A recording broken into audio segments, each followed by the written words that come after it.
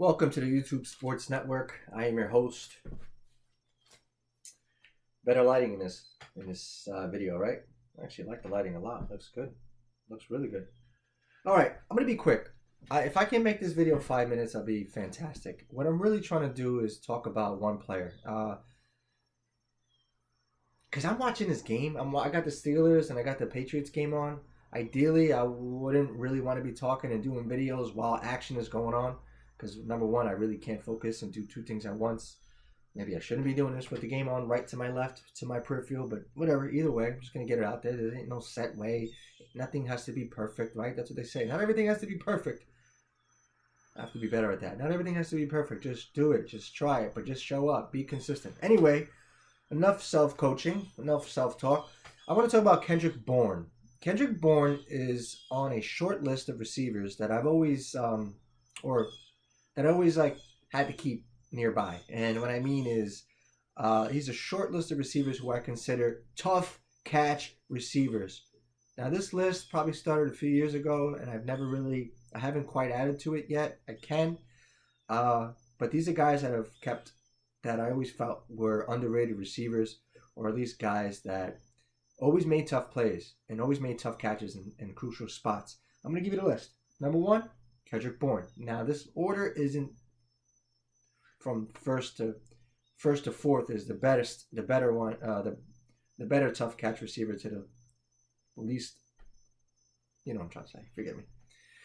Here's the list: Kendrick Bourne, David Moore, who was at the Seahawks, Keelan Cole, who's been with the Jaguars and the Jets, maybe another team, and Marvin Jones, who started off wearing number 82, if I'm not mistaken, with the Bengals. He's played with the Bengals. He's played with, I believe, the Jaguars. He's played with the Lions. So anyway, Kendrick Bourne, David Moore, Keelan Cole, Marvin Jones. For some reason, those guys always stood out to me. Now this is like started in like 2016, 17, 18. These guys were in the league. As of now, Kendrick Bourne is the only one in the league. Cole retired. It was, I guess, not his fault. Maybe it is his fault.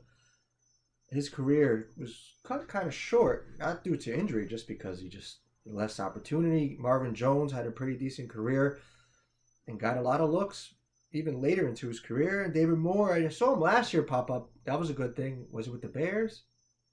Where was he? But he popped up, which is good because I thought for a little while there he was out of the league. And Kendrick Bourne has played with, this is his 9th year. He started off his career with the Niners, and the last 4 seasons he's been with the Patriots. And going into the season, he was a member of the Patriots, and then he got cut, and now he's a member of the 49ers. He has been brought back, and the reason why I want to talk about him, because he has an opportunity coming up today. The game is at 4:25. He has an increased role ahead of him today. At least that's what it seems to be, or that's what it probably will be, an increased role. Second stint with the 49ers. He has 3,746 career receiving yards. He has a chance for a big role today. He's a tough catch receiver. I'm just going through my notes. And he was teammates with Mac Jones last season in New England. In fact, what I wanted to do was look up his stats with Mac Jones last year. Now they're both now together on the 49ers. What a smart play. How cool is that you have Mac Jones, the 49ers do. He played great. Well, he played good last week. Played great last week, right? I mean, at least the numbers have showed that he played good in a winning effort against the Saints. They won 26-21 in New Orleans. Now he's a member of the 49ers, which they always seem to have to use their backups from time to time, and it seems like the quarterback will get some action. And now Mac Jones. Did I say Mac Jones was in New England last season? Major correction. Mac Jones was with the Jaguars last season. Mac Jones and Kendrick Bourne did not play together last season with the Patriots. So forgive me for that blunder, but I'm not going to edit this. I'm just going to keep it because it just hit me. Like, no. How can that be? Because it just hit me because I'm thinking I was going to make the point that Mac Jones last year in relief duty and called upon duty and backup duty actually had better numbers, if I'm not mistaken, and more touchdown passes than Trevor Lawrence did last season. So it's like, is Mac Jones going to be like the new Ryan Fitzpatrick or the Josh Jobs that no matter what, you get him on your team, he will find a way to play? Last year played pretty good with the Jaguars. Didn't quite do too well with the Patriots, and about his arm strength, and can he lead the offense? And he got a tough call because he was the main quarterback or like the reins were basically handed to him post Brady. I know it was a couple years after, between Brady leaving and, is that right? Brady leaving, going to the Bucks. And who took over? I'm pretty sure, was it Brissett that got time right away? Whatever. The point is, Mac Jones, we'll dive into that, but Mac Jones, since he left New England, last year he had a pretty good short sample size with the Jaguars, and now this season, one game with the 49ers, he had a good game. So is this going to be his thing? Is he going to spring this into like a Geno Smith, or is he going to be the Ryan Fitzpatrick that no matter where he goes, he's going to play because it's the magic of Fitz magic? Or is he going to be Josh Dobbs, and no matter where he goes, he's going to get playing time? He's in a good spot with the Niners because Shanahan gets a lot of credit for being prepared and always like having a game plan. So it's a plug and play situation.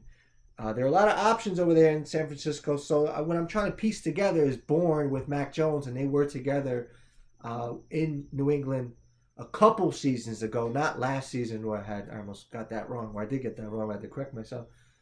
But now you're pairing them together. There's some familiarity. It was 3 catches, 32 yards last week. Are they going to build on that this week? Juwan Jennings is the main thing here. Is the main, one of the main bits of information. Juwan Jennings is not playing today.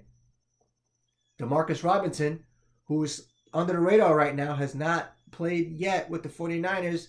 He's been suspended, so he's not playing, which I want to eventually get to him when he does get to play, because he's been a pretty sneaky good career, has had a pretty good sneaky career over the last couple seasons. So Robinson obviously is not playing yet. Juwan Jennings is hurt. He was banged up for today. Ricky Pearsall is there, of course, and first game was pretty good. Last week, kind of quiet, right? I'm pretty sure.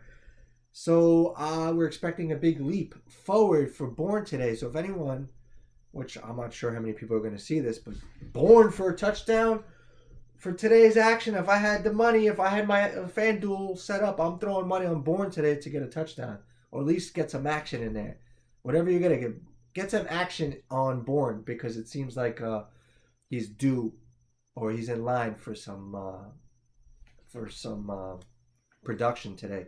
So that's what I wanted to say. Oh, but before anything, I mentioned him being a tough catcher, and I'm like, you know what? Let me see what I can find within Bourne's game. And there's something called catch rate.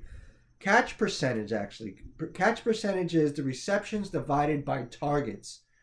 So how many footballs did you catch based off the targets thrown your way?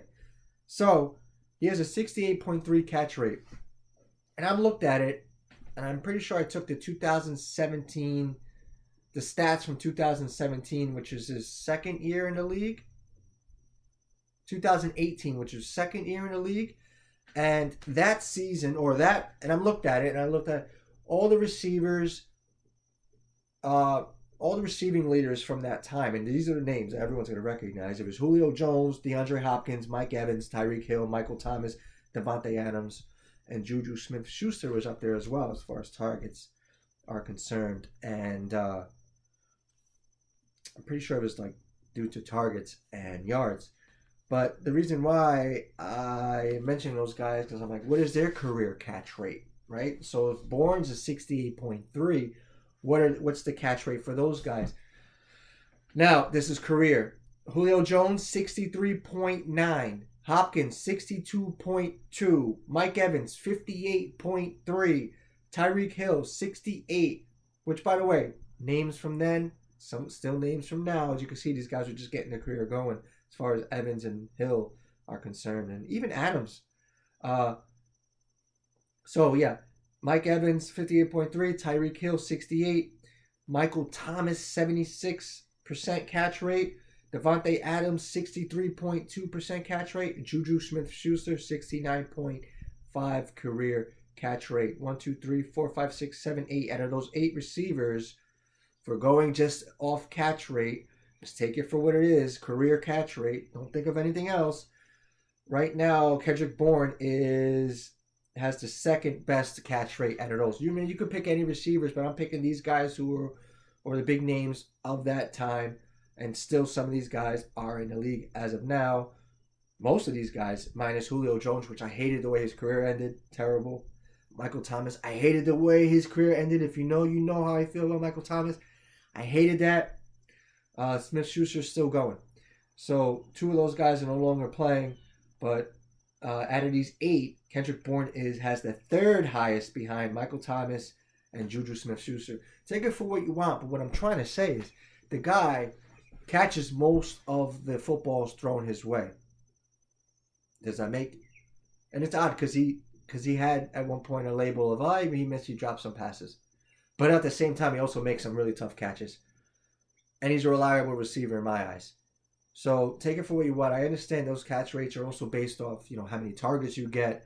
If you have very little targets and you catch most of them, you're gonna have a really high catch rate. Then you look at Mike Evans, who has a 58.3% catch rate, but also has a 76% first down rate. I called it first down rate. That means how many of his catches resulted in first downs.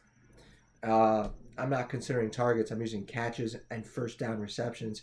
He is higher than everybody on this list with a 76% first down rate, with the second highest being Julio Jones. And to put it into perspective, Tyreek Hill has a 65% first down rate. Michael Thomas has a 63% first down rate. Julio Jones. Hopkins has a 69% catch rate. All right, there's a lot of numbers and all this. I'm obviously going to confuse some people, and maybe I'm not on track for some people, and sometimes even for myself. But there's a lot. I love the numbers. I love the names. I love looking at all this stuff. And what I'm trying to say is Kendrick Bourne has a pretty good catch rate. And I was just talking about first down rate, by the way. Now I'm going back to catch rate. A lot to decipher here, at least to sift through. But what I'm trying to say is, Kendrick Bourne, I want to give you love, man. I'm trying to give you love. No homo. I'm trying to give you love, man, in the sense where I want to talk about you, and I want you to, and I believe that you're in line for a good game today. And I think that if I was betting, I'd be betting on you to get a touchdown, or at least 4 or 5 catches, or at least 60 receiving yards. I mean, I'm not setting the bar too high right there, but I just think that we're getting some action. We should get some action on you. And I'm not the only one saying this. There's a lot of people that are seeing this as well. And you can just take it for what it is, seeing that Juwan Jennings is not playing. Kendrick Bourne is in his second game with the Niners. In his second stint, second game. What does he do? Let's see.